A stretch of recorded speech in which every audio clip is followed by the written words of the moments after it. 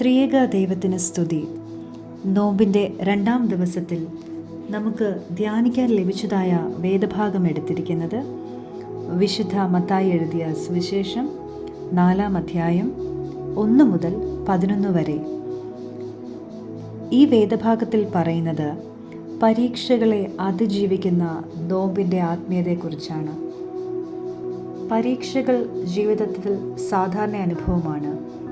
പരീക്ഷിക്കപ്പെടുന്നത് സ്വാഭാവികമാണ്. ആയതിനാൽ അതൊരു പാപമല്ല. എന്നാൽ പരീക്ഷകൾക്ക് അടിമപ്പെടുന്നതാണ് പാപം. പരീക്ഷകളെ അതിജീവിക്കുവാൻ നമ്മെ സഹായിക്കുന്നത് ദൈവവചനവും ദൈവിക ബന്ധവുമാണ്. ഒന്നാമതായി, ദർശനത്തെ തകർക്കുന്ന പ്രലോഭനത്തെക്കുറിച്ച് ചിന്തിക്കാം.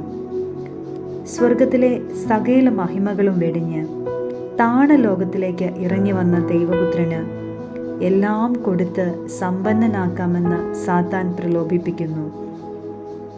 തൻ്റെ ദാരിദ്ര്യത്തിലൂടെ നമ്മെ സമ്പന്നനാക്കിയ ക്രിസ്തുവിനെ വിലയ്ക്ക് വാങ്ങാമെന്ന് നാമും കരുതുന്നു.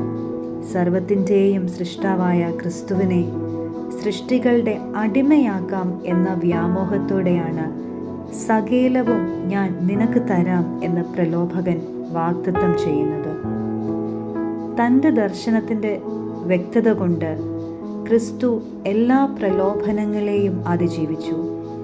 യേശു നൽകിയ ക്രൂശിൻ്റെ ദർശനത്തിന് മാത്രമേ പ്രലോഭനത്തെ അതിജീവിക്കുവാൻ കഴിയൂ. രണ്ടാമതായി, രക്ഷയെ സ്വകാര്യ നേട്ടങ്ങളാക്കുന്ന പ്രലോഭനം. സകല സൃഷ്ടിയെയും വീഴ്ചയിൽ നിന്നും വീണ്ടെടുക്കുന്ന രക്ഷാപദ്ധതി. കർത്താവ് മനുഷ്യവർഗത്തോടുള്ള ഐക്യദാർഢ്യത്തിലൂടെ സകലർക്കും രക്ഷ നൽകുന്നതാണ്. എന്നാൽ പ്രലോഭനങ്ങൾ യേശുവിനെ സ്വയത്തിലേക്ക് തിരിയുവാൻ പ്രേരിപ്പിക്കുന്നു. പാപം ദൈവത്തിൽ നിന്നും സ്വയത്തിലേക്ക് തിരിയുന്നതാണ്. അതോടൊപ്പം ലോകത്തെ വീണ്ടെടുക്കുന്ന രക്ഷാകര ദൗത്യത്തിൽ നിന്നും യേശുവിനെ അകറ്റാനുള്ള ശ്രമവുമാണ്.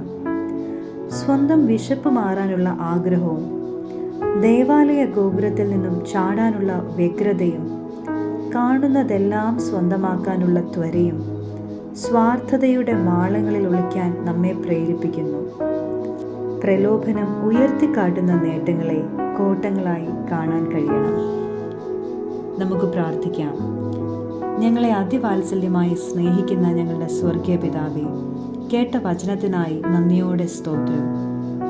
ജീവിതയാത്രയിൽ മരുഭൂമിയുടെ അനുഭവത്തിൽ പരീക്ഷണങ്ങളെ നേരിടേണ്ടി വരുമ്പോൾ വേറിട്ട കാഴ്ചയും തെളിമയാർന്ന ബോധ്യങ്ങളും തന്ന് അവയെ അതിജീവിക്കുവാൻ ഞങ്ങളെ സഹായിക്കണമേ. പരീക്ഷകളെ അതിജീവിച്ച കർത്താവേ, ദിനം തോറും പരീക്ഷണങ്ങളെ അതിജീവിക്കുവാൻ ഞങ്ങളെ ശക്തീകരിക്കണമേ. ആമേൻ.